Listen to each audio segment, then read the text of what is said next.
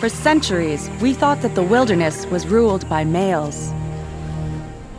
But a journey to the African savanna reveals 3 remarkable wildlife societies where mother knows best and the females rule. Stately elephants led by grandmothers. It's really the females that are at the heart of the society. Mother-daughter bonds last a lifetime. And the all-female royal family of baboons. Every time I go watch the baboons, for me, it's like watching a soap opera. A fierce pride of lions led by a coalition of mothers. One of the things I really like about lions, it's like a partnership between the females. These are the African queens, the sisterhoods of the savannah, the mothers who rule the wild. After the cubs are about 6 weeks old, she'll bring them out, they'll join the rest of the cubs, and they'll raise them together.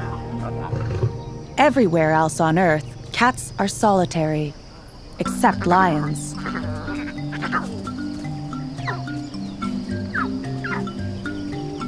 The pride is a nursery, a daycare, and a school where the mothers will care for each other's cubs, as well as their own. Because the big threat to their cubs comes from other lions. By being in this tight group, this creche of mothers, they're always ready in case there's a strange male shows up, and collectively, they can chase away the much bigger and stronger males. The other striking fact is that this alliance is a democracy. In dog packs, wolf packs, coyotes, foxes, all of those, there's a single female who does the breeding. She's the alpha female. But in lions, you have multiple females in the pride, and each one can give birth at any time. And not only do they allow each other to give birth, but they raise their cubs together. So lions are one of the few truly egalitarian species on Earth. And this scene of a creche is evidence of this extraordinary equality in lion society.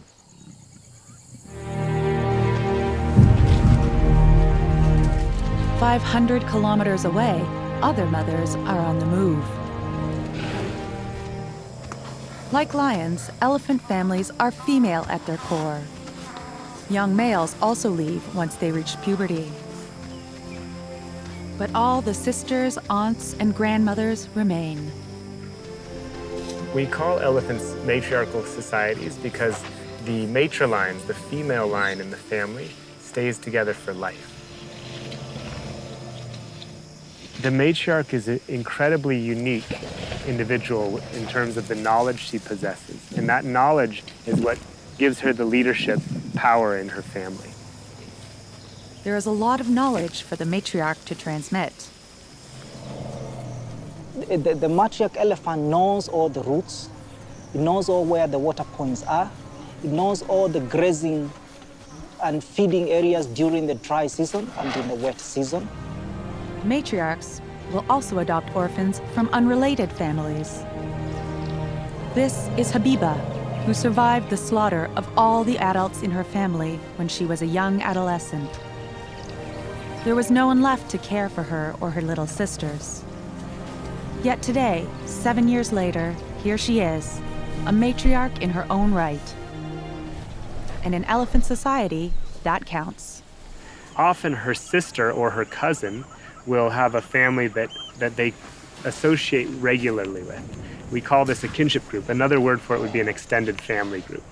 And then they have other relationships. Some of those are purely friendship as far as we can tell. There's no genetic basis to the relationships, yet repeatedly they will meet with each other, they will greet each other, they will spend time with each other, just because their mothers knew each other and would interact. And so those social bonds have lineage effects. They go down from generation to generation to generation in elephants. Yellow baboons live in complex social groups like this one. And what's intriguing about this group is that all 80 of them know their exact place in it. They have a strict social order, a female social order. This is a royal family of baboons. Rhoda, the matriarch, her 2 elder daughters, and Rejeka, the new baby. This tiny baboon is destined for great things. Because unlike elephants or lions, this society is a strict aristocracy.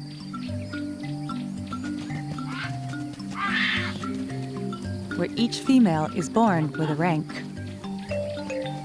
I think it's easy to make a comparison between baboons and a royal family.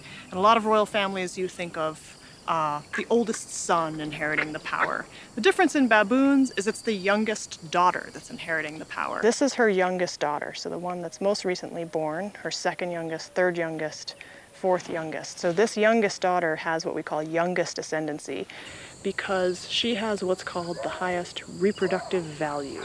She has a long life ahead of her and has a lot of time left still to produce kids. It's hard to find food here. And when there's more than 80 in a group searching for it, some form of order has to prevail. There's a number of evolutionary benefits from having a hierarchy like this. Having a hierarchy is really useful for just reducing levels of conflict in the group, and everyone knows where they are in the pecking order, then you don't have to be fighting over every last scrap of food.